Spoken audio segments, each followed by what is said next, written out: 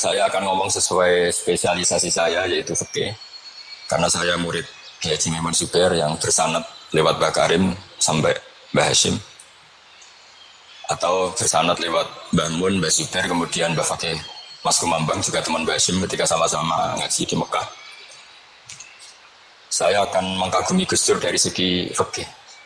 Ketika Gus Dur dilengsarkan dari presiden, yang paling saya kenang dan para ulama seluruh Indonesia, mungkin seluruh dunia mengenang adalah keberhasilan Gus Dur mengelola konflik itu tidak pertumpahan darah. Itu satu prestasi yang insya Allah jadi amal beliau, semoga mendapat ridhonya Allah Subhanahu wa Ta'ala. Karena yang paling dihindari oleh Islam sebisa mungkin adalah jangan ada darah menetes, apalagi hanya demi kekuasaan. Sehingga Rasulullah SAW sampai berdamai ketika terjadi tarik ulur di Sulhul Hudaybiyah. Saat itu Suhail bin Amr memberi sekian poin yang mendikte Rasulullah, semuanya merugikan Rasulullah. Tapi tidak, semuanya merugikan Rasulullah, tidak ada yang menguntungkan sama sekali. Tapi Rasulullah menuruti itu semua demi tidak pertumbuhan darah. Padahal Suhail bin Amr zaman itu masih kafir. Sehingga menjadi fikih bahwa perdamaian itu harus kita jaga. Sampai ada ayat wa in janahu lisalmi fajnalaha wa tawakkal 'ala Allah. Jika mereka ingin damai, kamu harus menuruti itu. Sehingga damai itu pula yang zaman era Gus Wahid, ketika beliau menginginkan negara berdasar Islam, itu banyak di buku, termasuk beliau panitia 9 persiapan kemerdekaan Buki. Juga tadi Gus Salahuddin cerita, beliau akhirnya kompromi juga dengan negara yang berbentuk Pancasila. Kemudian itu disosialisasikan era Muktamar Situbondo, yaitu Kiai Haji Ahmad Siddiq, didukung oleh Gus Dur karena zaman itu beliau kalah sepuh sama Kiai Haji Ahmad Siddiq. Jadi itu fikih-fikih yang saya menjadikan pengagum Gus Dur, karena ibadah Darul Mafasid Muqaddamun ala Jalbil Masalah adalah ibadah yang luar biasa. Berikutnya saya mohon sama Kiai Haji Salahuddin Wahid berkenan saya cara berpikir begini untuk Gus Dur. Jadi saya ini dari keluarga Kiai, saya juga senasab dengan keluarga Mbah Hashim karena sama-sama turunan Mbah Sambul Asem. Jadi beliau adalah Abdurrahman bin Wahid bin Hashim bin Asy'ari bin Wahid lagi, terus bin Abdul Halim 2 sampai Mbah Sambu. Kira-kira nasabnya sama dengan saya, dengan Mbah Hamid yang dari jalur itu. Saya mau bercerita begini. Watak seorang cucu itu biasanya mengalir dari pikiran besar mbah-mbahnya atau leluhurnya. Karena setiap mbah-mbahnya pasti berdoa dzurriatan thayyibah, yaitu anak cucu yang baik. Saya sengaja di sini bawa kitab yang ditulis oleh Muhammad Asad Shihab, seorang Libanon. Menulis bahwa Mbah Hasyim Asy'ari adalah terhitung sebagai mujaddid, sebagai pembaharu Islam setidaknya di Asia sini atau di Indonesia. Di sini ada kitab ini diterjemah beberapa kali, sebagian oleh Kiai Mustafa Bisri, sebagian oleh Kiai Sodik Semarang. Saya punya edisi asli, edisi Arabnya, karena saya dari awal ingin ngaji sama santri-santri Tebuir. Karena buyut-buyut saya itu termasuk gurunya Mbak Soleh Darat. Jadi buyut saya yang di Kudus, Pondok Damaran itu dulu Mbak Soleh Darat pernah ngaji di situ. Dan Mbak Hasyim kecil pernah ngaji sama Mbak Soleh Darat. Dan tentu biasa di dalam ilmu sanad, guru-guru saya indukannya di Mbah Hasyim juga pernah ngaji beberapa ulama di Pantura. Dan saya pastikan di antara perilaku atau manhaj Mbah Hasyim adalah, ini saya baca guru-guru beliau, kemudian ada perilaku yang persis ditiru Gus Dur. Jadi itu bukan sekedar bukan sekedar mitos atau kebetulan, beliau punya pilihan-pilihan yang dipilih sampai akhir hayatnya. Di sini ada cerita proses Mbah Hasyim ngaji, kemudian pernah ada seorang Jerman mau belajar Islam sama Mbah Hasyim, kemudian ditemui beliau dengan sangat hangat. Ketika sudah mengenal Islam secara detail, ya saya ulang lagi, ketika sudah mengenal Islam secara detail, beliau ngendikan, kamu jangan tergesa-gesa, kata beliau. Kamu harus menerima Islam ini secara al-bayyinah, secara argumentatif, secara logika yang benar, jangan karena terpaksa. Itu pula yang akhirnya Mbah Hasyim mendorong hurriyatul fikri. Orang itu harus merdeka dalam berpikir. Itu pula yang mengilhami Rasulullah SAW ketika Sulhul Hudaybiyah. Orang kafir yang masuk Islam harus dikembalikan ke habitat kafir karena itu habitat asli. Karena rata-rata dulu suku Mekah zaman itu kafir semua. Tapi yang orang Islam masuk kafir harus dibiarkan karena dianggap kembali ke habitat. Tentu semua perjanjian itu merugikan Rasulullah SAW. Tapi yang unik Rasulullah itu menerima itu semua. Kata Rasulullah, sudah perjanjian itu kita terima saja. Akhirnya perjanjian itu diterima. Kemudian tapi Nabi hanya minta satu hal. Orang kafir Quraisy tidak boleh melarang orang diskusi Islam. Akhirnya mereka diskusi tentang Tuhan, tentang agama, tentang macam-macam.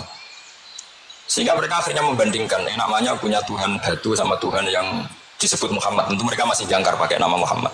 Mereka diskusi. Kalau kita punya Tuhan berhala, efeknya begini-begini. Kalau Tuhan kita banyak, efeknya gini-gini. Diskusi. Yatafawaduna fil hadis, mereka diskusi secara terbuka. Terus fama ahadun ya'qilu syai'an illa dakhala fihi. Kemudian seseorang yang berpikir secara benar, yang mengenali Islam, pasti akan masuk Islam. Sehingga karena mereka diskusi bebas tanpa tekanan, akhirnya mereka memilih Islam. Dan selama mereka Islam, mereka akhirnya ikrar Islam sama ikrar ya cara sekarang. Ikrar kemudian menjadi Muslim dan otomatis perjanjian itu dibatalkan. Makanya kata Imam Zuhri, guru Imam Malik, maka nafathun a'zuma fil Islam min sulhul Hudaybiyah. Enggak ada kemenangan Islam sehebat kemenangan dalam Hudaybiyah, yaitu orang berbebas berpikir. Kemudian kebebasan berpikir ini pasti mengarah ke mengakui yang benar, menanggalkan yang salah. Tentu orang dulu mendewa-dewakan Lata Uzza, pokoknya menuhankan makhluk, menjadi sadar bahwa itu aneh. Kenapa kita harus sembah batu yang dipahat? Kenapa kita harus menyembah makhluk dan sebagainya? Dan akhirnya mereka Islam. Tapi dulu kalau suasana perang itu keinginan orang hanya ingin menang kalah. Jadi yang kafir itu hanya ingin menang, pokoknya jangan sampai kalah. Nggak pernah berpikir Islam itu apa.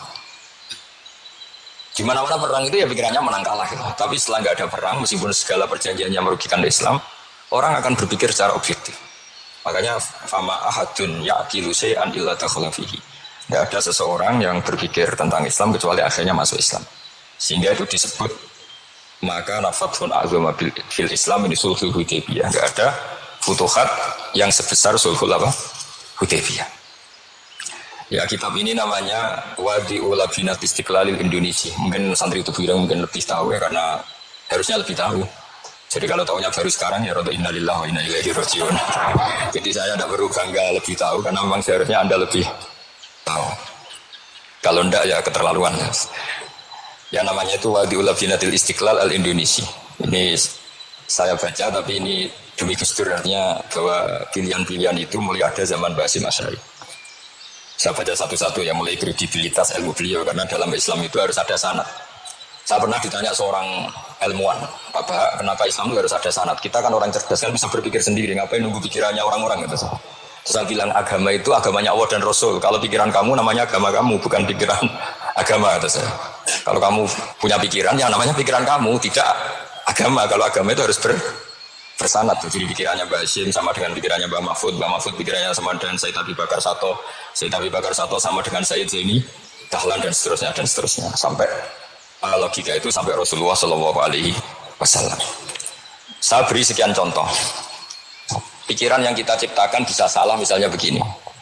Dulu misalnya Nabi pernah bersabda, al-qatil wal maqtul finnar, pembunuh yang dibunuh sama-sama neraka. Jadi idal taqal muslimani bisayfihima fal qatil wal maqtul finnar. Jika dua orang muslim bertemu sama-sama bawa pedang, maka yang bunuh maupun yang dibunuh itu sama-sama masuk neraka. Makanya kita harus syukur sekali Indonesia itu paling menghindari membunuh, karena kalau sesama muslim membunuh itu ancamannya berat, sama-sama masuk neraka. Bukan sekedar diboyong dari pondok Tebu Ireng itu neraka gitu. Kalau dibayang pondok gampang gitu. Nanti pondok lain gampang. Terus logika sahabat begini, hadza al-qatil fama bal maqtul. Oke ya Rasulullah, kalau al-qatil masuk neraka namanya pembunuh, oke kita terima. Tapi fama balil maqtul, lalu dosanya yang terbunuh itu apa? Wong dia korban kok dia dibunuh? Apa jawabannya Rasulullah SAW? Jawabannya innahu kana harison ala qatli sahibi. Sebetulnya dia juga mentalnya pembunuh, cuma nasibnya terbunuh. Jadi seperti misalnya sampean hasut saya, itu nggak perlu disakeni. Sebenarnya sampean yang inginnya ya menggusur saya, cuma nasibnya tergusur. Gitu. Makanya kalau ada orang rebutan pacar kok kalah itu udah usah disakeni. Sebenarnya mentalnya dia perebut. Gitu. Cuma nasibnya kalah gitu. Jadi Jadi apa ya?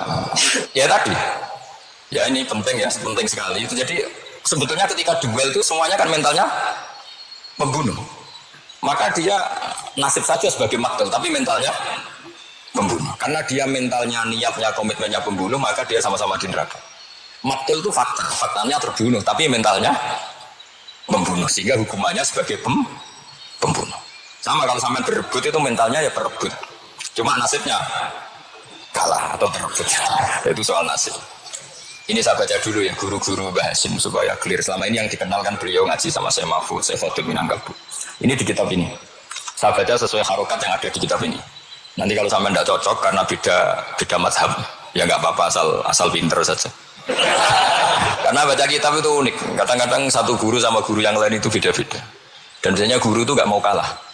Mbah Mun itu sering cerita, ada kiai maknani wati ini lanwit alu. Itu muridnya gerudo karena pernah mondok itu. Kok nggak gitu Pak Guru? Di kitab saya maknanya itu pohon elu. Lah iya cuma wit elu kena gua alu kata gurunya karena gurunya nggak mau kalah. Ada yang guru itu salah baca wal jaroti lan lawang. Muridnya nggak terima. Pak ya iso pernah ngaji itu maknanya walang.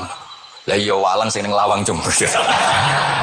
Itu memang kasus makna-makna di Jawa itu banyak itu. Karena awalnya memang wis rodok bodoni. Kenapa saya bilang bodoni? Yang bilang Mbah Mun makna Jawa ono bodoni ini ya. Karena watin itu kan nggak ada di Indonesia. Tapi kiai itu malu kalau gak bisa maknani. Akhirnya wati ini wet elu. Tanyakan orang pakar ahli Jawa ya tidak tahu lu itu apa. Oh ibu dua kiai itu ada lafaz ya ada. Ada maknanya. Padahal jenis itu nggak ada di Indonesia.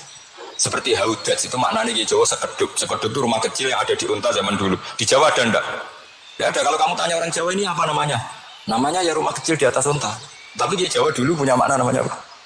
Sekeduk. Jadi kiai Jawa itu luar biasa improvisasi. Ya rada bodoni itu. Lah yang sering bodoni itu bab halal haram ini bodoni apa? Ya biasanya tidak semua bodoni itu buruk, kadang wajib. Betul ya. Ini sama tergusola. Ini karena keahlian fikih saya juga barokahnya Mbah Hasyim Asy'ari supaya beliau senang. Beliau senang karena para nabi, para wali, para ulama itu tidak meninggal. Tadi kalau Mbak Anita bilang wafat itu kalau dalam bahasa Arab wafa ya fi wafaan itu maknanya nuhuni. Nuhuni itu sudah memenuhi. Jadi sebenarnya memang nggak pernah ada orang mati itu. Jadi kita harus punya jatah umur, jatah rezeki sudah terpenuhi semua. Namanya wafat. Dari kata wafa ya fi wafaan, sesuatunya sudah penuh maka diambil. Kalau roh sendiri nggak pernah meninggal. Ya roh sendiri kalau Mbak Anita bilang kita memperingati kehidupan Gus Dur ya memang hidup karena tadi nggak ada siapapun bilang orang itu mati. Orang mati itu adalah jasad, rohnya diambil dari jasad. Roh sendiri ini nggak pernah berstatus mati karena makanya orang Jawa semua sepakat wong mati ku piye sing nyawane dijabut, jasadnya mati, nyawanya diambil. Kemudian nyawa ini yang mengalami dapat nikmat maupun dapat azab. Sehingga keyakinan ahli sunnah wal jamaah ini perlu didoakan karena menghadapi Allah butuh topangan doa dan doa itu nggak pernah salah karena otoritas doa itu milik Allah Subhanahu wa ta'ala. Tidak bisa kamu nyembrit Allah ini sudah akhirat loh, amal nggak ada gunanya, tidak bisa. Allah tetap zat yang bisa mengabulkan doa siapa saja. Sehingga ahli sunnah berpendapat doa itu yanfa'ul mayyit, doa itu manfaat untuk mayyit. Sehingga Mbah Hasyim Asy'ari ngarang secara spesifik risalah ahli sunnah wal jamaah. Di antara yang paling pokok adalah doa yanfa'ul mayyit, doa itu manfaat pada mayyit. Ini saya hitung ya guru-gurunya Mbah Hasyim. Darul Hadz Muhammad Hasyim Asy'ari ini karangannya Asad Syihab, orang Libanon. Buku ini selesai tahun 72. Beliau lama sekali ikut ngaji di sini sama Mbah Hasyim. Tapi sebagai peneliti beliau kesini sudah alim. Enggak terus masih menghafalkan alibata itu enggak, itu masih alim. Darul Hadz Muhammad Hasyim Asy'ari fil Haramil Makki Syarif fi Makkah Al-Mukarramah alaihi ulama. Seterusnya beliau hitung ya. Amsalus Syekh Ahmad Amin Al-Attar. Wasayyid Sultan bin Hasyim, Wasayyid Ahmad Zawawi. Ya dihitung sudah berapa itu. Tapi beliau ke sana sudah alim loh. Jangan sampean kira kalau sampean ke sana itu jadi TKI repot nanti. Itu kata Mbah Mun kalau ada orang mau mondok Mekah. Tapi apa mondok Mekah wis alim dereng. Kersane pinter bahasa Arab lah. Bakul es nang Arab pinter bahasa Arab kata. Jadi kalau beliau kalau sama orang belum alim mondok di Mekah itu agak jugol. Ya Syekh Ahmad Amin Al-Attar, Wasayyid Sultan bin Hasyim, Wasayyid Ahmad Zawawi, Wasayyid Ibrahim Arab, Wasayyid Ahmad bin Hasan Al-Attar, Wasayyid Said Al-Yamani. Ini yang gurunya Mbah Zubair juga, guru-gurunya keluarga sarang. Wasayyid Husain Al-Habsyi. Ini mbah-mbahnya keluarga Habib Anis Solo. Jadi ya pokoknya keluarga besar Solo karena kita tahu Habib Anis itu bin Alwi bin Ali yang punya simtut Duror bin Muhammad bin Husain. Alladzi tawalla mansibal iftah hatta wafatul maniyah. Wasayyid Bakar Sato ini yang ngarang Anatul Talibin. Wasyekh rahmatullah Wasyid Alawi bin Ahmad As-Segaf. Ini yang arang Tarsihul Mustafidin. Kita tahu sarah i'anah paling terkenal adalah dua, i'anatul Thalibin dan Tarsihul Mustafidin. Itu dikarang oleh Alawi bin Ahmad As-Segaf. Terus Wasyid Abbas Al-Maliki, itu banyak Said Muhammad. Karena kita tahu Said Muhammad adalah Muhammad bin Alawi bin Abbas, ya, Muhammad bin Alawi bin Abbas. Itu juga gurunya Mbah Hasyim, Wasyid Abdul Zabawi, Wasyid Soleh Bafadol, Wasyid Sultan Hasyim Dagestani. Jadi selain guru-guru di Indonesia termasuk Mbah Mahfud Termas, Syekh Khotib Al-Minangkabau, beliau punya guru-guru itu yang saya sebut. Lalu barokahnya guru-guru itu, ya, barokahnya guru-guru itu, Mbah Hasyim berpikir seperti itu, dan berpikir seperti itu yang mengilhami Gus Wahid, kemudian Gus Wahid mengilhami Gus Dur.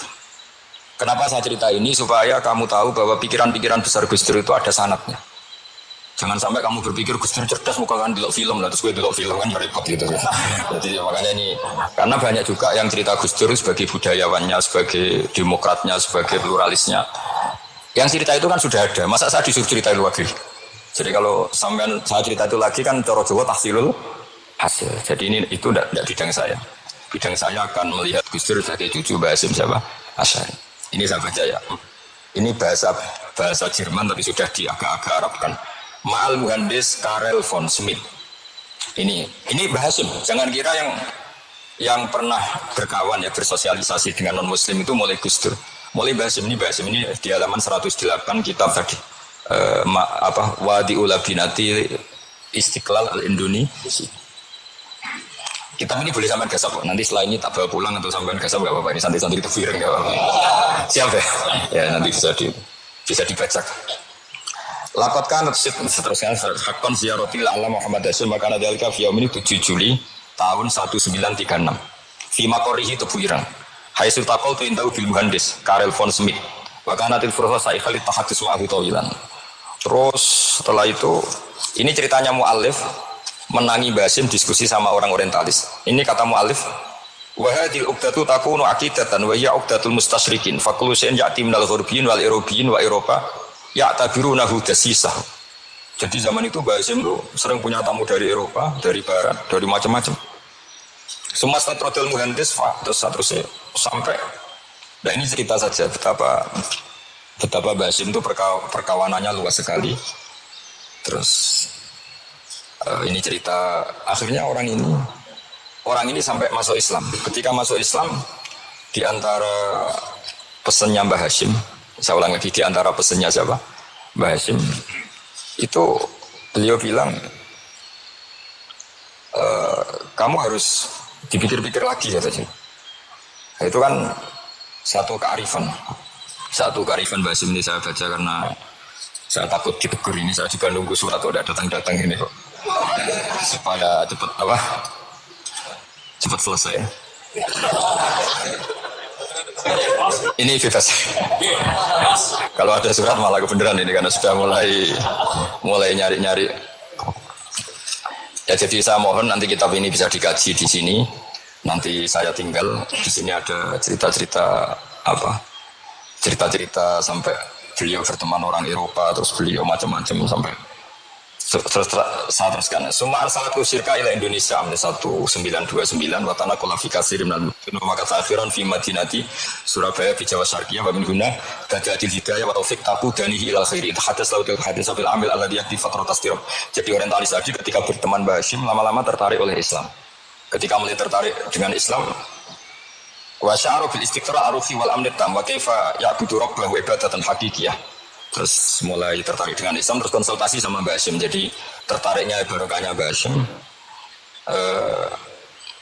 Orang ini kemudian wabakiyal muhandis itu insinyur Karel von Schmidt di Indonesia hatan dalatil harbul alamiyah sehingga perang dunia kedua selesai. Wa indama qawamal Indonesium di talhumil al-Hulandi fi habil istiqlal am wa kana muhandis fi sufil Indonesian tafahu islamu li asyarika terus. Terus ini saya cerita, jadi Mbah Hasyim pernah mengislamkan orang Belanda, orang Jerman, orang Jerman, terus orang ini hidup di Hamburg sampai akhirnya beliau dakwah Islam di sana. Jadi ini ini pentingnya supaya sampean tahu bahwa Tebu Ireng mulai dulu adalah komunitas internasional. Ya, Tebu Ireng mulai dulu adalah komunitas internasional. Jadi terus ketika ngadepi Indonesia yang dijajah, ya Indonesia yang dijajah, ini Mbah Hashim bersama kawan-kawannya sepakat iktikaf di Multazam. Ini saya baca ya. Wa akhiran istama'a ma'a nukhbatin min haula'i talaba min zalama alaihi al-had Muhammad Hashim ala ayata'ahadu wa yakumu bi amalin fi lailatin lailan min laili syahri Ramadan. Al-mu'azzam istama'a haula'i talaba waladina yantamuna ila iddati qawamiyatin. Qawamiyah itu kalau bahasa sekarang perlawanan min Afrika, wa buldani janubi Asia, Asia Tenggara, wa Asia Wusta, Asia Tengah, wal buldan al-Arabiyah. Wa kana al-had Muhammad Hashim Asy'ari ahadahum. Wa waqafu jami'an amamal multazam bil Ka'batil Musyarrafah. Wa ahadu wa aqsamul yamin ala yakum tujab fi sabilillah li ilahi kalimatil Islam wa tauhidil muslimin bi nasril ilmi wa tawiyah wa tafaqquh fiddin talaban li mardatillahi ta'ala la yarjuna min wara'i dzalika malan wala mansiban li anfusihim. Jadi sebelum beliau pulang ke Indonesia, itu komunitas Asia Tengah, Asia Dekat, Asia Jauh, semuanya dijajah karena Mesir dijajah Prancis, yang Burma dijajah ini, yang Indonesia dijajah ini, semuanya berdoa di Multazam. Intinya Mbah Hashim itu patriotik betul, patriotik betul. Tapi ya religius betul, beliau berdoa di Multazam, beliau menyanggupi siap jihad melawan penjajah. Tapi saat itu juga berikrar kalau semua itu tidak untuk nyari pangkat. Makanya saya yakin Gus Dur adalah orang saat jabat presiden karena supaya Indonesia tidak chaos. Buktinya apa? Ketika beliau dilengsarkan ya santai saja. Wong ngaji ini wa mal hayatud dunya illa mataul ghurur. Jadi ya santai saja. Tidak jadi masalah. Terus kitab ini menerangkan, ini saya baca ya. Li khidmati dual alladziina laha musta'maratun. Musta'marat itu dijajah mislu Holanda wa Inggris wa Rusia wa Bernisa wa fi hadal amri kidzat ana alal muslimin wal mas'ulin khususan. Ini intinya ulama-ulama yang dari timur jauh kemudian sowan ke Mbah Hashim minta fatwa karena negara-negara mereka juga dijajah. Jadi dulu orang dari Jerman, dari mana-mana belajar Islam juga sama Mbah Hashim. Yang negara-negara Asia Timur, Asia Dekat itu juga kalau konsultasi kemerdekaan juga sama siapa? Mbah Hashim. Jadi uniknya kitab ini ditulis oleh orang Libanon. Jadi orang Libanon itu saking penasarannya sama Mbah Hashim Asy'ari itu datang ke sini. Ya datang apa? Datang ke sini untuk belajar sama Mbah Hashim. Dan di antara belajar itu, kemudian sampai sini ternyata tamu-tamunya Mbah Hashim dari berbagai negara. Mulai yang konsultasi cara memerdekakan negaranya karena mengalami dijajah, sampai cara belajar Islam yang benar. Termasuk tadi yang respon Smith tadi yang masuk Islam karena konsultasi sama Mbah Hashim. Padahal dia orang Jerman. Terus di antara kelebihannya Mbah Hashim, ini juga ditiru Gus Dur. Wal haji Muhammad Hashim la yajidu kharajan ayuna kisau sami' wal mukhatab. Bal yurahibu bidzalik. Mbah Hashim orang yang enggak tersinggung ketika pendapatnya ditentang atau digugat oleh lawan bicaranya. Beliau santai, tidak terus ya tidak berontak, ya santai aja. Enggak terus anggap dibantah, bantah kiai kualat, itu enggak ada sanadnya. Nah ini saya pastikan ya bahwa kehebatan Gus Dur itu kita nggak lepas dari barokahnya siapa? Mbah Hashim. Sekali Rasulullah SAW sebagai Sayyidul Khalqi, Sayyidul Anbiya al-Mursalin, beliau yang akui ana da'watu Ibrahim wa bisyaratu Isa. Aku hebat ini barokah dungane Nabi siapa? Ibrahim. Maka ini sesuatu yang saya tekuni, jadi nggak salah kalau bicarakan Gus Dur ya harus bicarakan Mbah Hashim. Sama bicarakan Nabi Muhammad SAW juga harus membicarakan Jadduhul A'la yaitu Ibrahim alaihissalam. Jadi ini kitab bisa dipakai atau digasap ya nggak apa-apa. Artinya gini, gasap itu kalau saya ada ridho jadinya gasap, kalau ridho ya jadinya boleh. Dan menjadi gasap kalau nggak dipelajari. Ya, jadi kalau mau terus tinggal jimat itu kita fokus bahas sakti, wah ya repot makanya ini. Nah kalau dipakai itu gasap. Tapi kalau nanti didiskusikan sama teman-teman, kemudian menjadi baik, menjadi luar biasa, saya ikut ngamal. Terus saya ulang lagi, saya teruskan. Ittisolatuhu. Ittisolatu itu komunitas beliau. Lahu ittisolatun wasi'atun wa mukatabatun ma'akatsirin min zu'ama'il alam al-islami fi dzalikal ahdi. Kenahum asyabul aziz as-sa'aliti wa sayyidiyauddin wa syairozi. Adul Injil terus beliau punya perkawanan besar di komunitas internasional, termasuk saya Muhammad Abdul Karim Al-Khattabi wa Sayyid Alawi bin Tahir Al-Haddad, Mufti Sultanati Johor. Ya, beliau berkawan dekat sama muftinya kerajaan Johor, wa Muhammad Ali wa Syaukat Ali bil Hindi, wa Muhammad Ali Jana Muhammad Iqbal. Muhammad Iqbal yang terkenal di India itu, wa Sayyid Hibaduddin Asy'arustani, wa Wazirul Ma'arif Al-Iraqiyah. Beliau berteman sama PM Irak. Jadi kalau Gus Dur dari Mesir belajar di Irak, ternyata dulu mbahnya teman akrabnya Perdana Menteri apa? Irak. Terus banyak waro isu majelis tamjiz wasyid al-alama Muhammad bin Aqil wasyid Muhammad Jadul Maula wasyid Muhammad Surur seterusnya itu. Jadi apa? Ini nanti saya tinggal termasuk catatan-catatan ini saya mohon ridho dari Gus Solah dari supaya santri-santri sini belajar bahasa lebih serius supaya gampang. Kenapa saya katakan harus seperti ini? Dulu Nabi Ibrahim itu di antara anak cucunya itu secara lahir ada yang tidak soleh. Karena anak cucu itu punya otoritas sehingga anak cucu ini yang menstatuskan Nabi Ibrahim. Sampai Allah sendiri yang menguruskan pengklaiman itu. Yaitu ada ayat maka anak Ibrahimu Yahudiyah wala Nasranian. Karena ada orang yang bernama Yahuda bin Yakub bin Ishak bin Ibrahim. Karena Yahuda punya pola tertentu dalam beragama. Terus seakan-akan mbah-mbahnya paling ya begitu. Akhirnya Ibrahim pernah distatuskan sebagai Yahudi. Sampai Allah sendiri yang ngendikan maka anak Ibrahimu Yahudiyah wala Nasranian. Sampai datang Rasulullah SAW yang memaklumatkan saya juga cucu Ibrahim orisinil. Dan saya pastikan Ibrahim itu bukan Yahudi tapi bapak tauhid. Semenjak itu Ibrahim dipulihkan namanya, bukan Yahudi tapi bapak tauhid. Yaitu diistilahkan Nabi millata abikum Ibrahim, semua tauhid adalah induk kepada Nabi siapa? Ibrahim. Nah saya ingin santri-santri Tebu Ireng misalnya nanti suatu saat jadi komunitas internasional, jadi orang keren komunitas internasional, itu bukan karena ingin gaya-gayaan terkenal tapi ingin niru Mbah Hashim bahwa itu awal dakwah Anda fil alam. Semua alam ini tentu butuh tauhid, butuh kebenaran. Bukan gagah-gagahan sebagai orang populer. Terus persahabatan yang luas. Misalnya Anda khusyuk terus kuper. Atau kancaran wong ngabin jadi wali gini itu kuper. Mungkin Anda tidak akan jadi wali karena sanadnya Mbah Hashim itu perkenalannya luas. Sementara kamu milih kuper, gak pernah berteman orang, tapi sanadnya sampai Mbah Hashim itu membingungkan sanad itu. Mbah Hashim tidak gitu kok kamu nyangatkan begitu. Jadi kalau santri itu bujuran mulai sampai di kamar. Ngobong dupo, terus memperkenalkan diri jadi wali. Nanti tonggo kamu ngira itu produk Mbah Hashim, karena kamu santrinya. Kan dianggap cerminan gurunya sampai Mbah Hashim. Nah, kalau ada yang teman-teman gitu harus dimaklumatkan itu sanad mungkotek. Bahwa sanad itu tidak benar. Ini kapan ini ditegur? Ini saya sudah mulai menunggu. karena ya repot ini kalau kelamaan ini nanti itu. Terus ini khazanahnya Mbah Hashim. Khazanah itu ya perpustakaan kalau sekarang. Maktabatuhu. Tu'addu maktabatul khat Muhammad Hashim Asy'ari min aghnal maktabat listiwaiha ala anfasil kutub.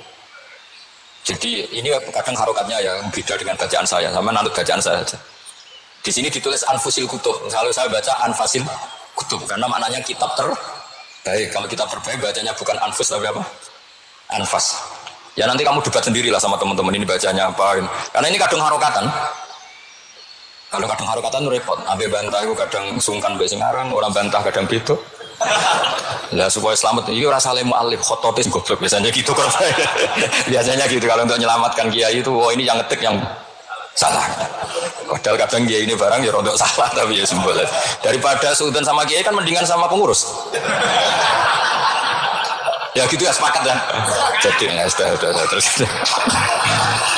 Ya saya baca. Tu'addu maktabatul khat Muhammad Hashim Asy'ari min aghnal maktabat listiwaiha ala anfasil kutub al-ilmiyah al-ilamiyah. Jadi kalau tadi yang diceritakan para kawan-kawan Gus Dur suka baca. Itu Mbah Hashim itu kitabnya banyak sekali dan semuanya kitab terbaik. Min matbu'atin baik yang dicetak wa makhtutatin baik yang masih tulisan tangan. Asariyatin qadimah baik kitab-kitab yang sudah hampir punah karena saking lamanya. Wa tadumu hadil maktabat jullal kutub al-mu'allafah wal lughat al-arabiyyah wal indonesia wal jawiyah wal malaysia wa ba'dal lughat al-ajnabiyyah al-ukhra. Jadi zaman Mbah Hashim itu perpustakaannya sudah ada bahasa Indonesia, bahasa Jawa, bahasa Malaysia, bahasa Inggris. Itu yang nulis orang Libanon. Sampai sendirinya Mbah Hashim tidak tahu innalillahi wa inna ilaihi rajiun. Maka ini anggap pertobatan ya saya kasih. Jadi ini saya biasa guyon kesulitan ini guyon sama santri. Saya tidak midatoni kiai jadi ini guyon sama santri. Semoga guyonan ini manfaat. Assalamualaikum warahmatullahi wabarakatuh.